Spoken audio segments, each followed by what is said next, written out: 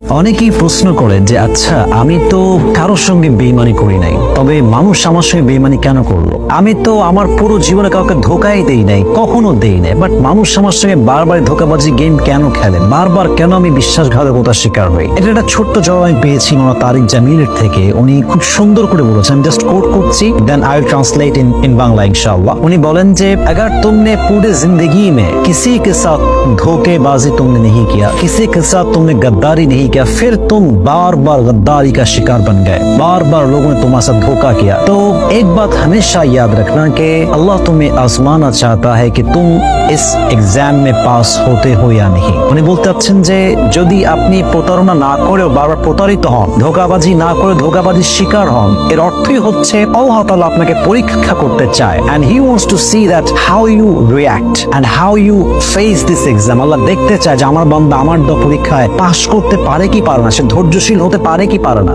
যদি বান্দা ধৈর্যশীল হয়ে যায়, যদি আপনি প্রতারিত হওয়ার পরে স্ট্রং থাকতে পারেন, ধৈর্যশীল থাকতে পারেন, ওয়াল্লাহি আল্লাহর কসম আল্লাহ আপনাকে এত বড় উত্তম নিয়ামত দিবে, পুরস্কার দিবে, যেটা আপনি কখনো কল্পনাই করতে পারবেন না ইনশাআল্লাহ তাআলা।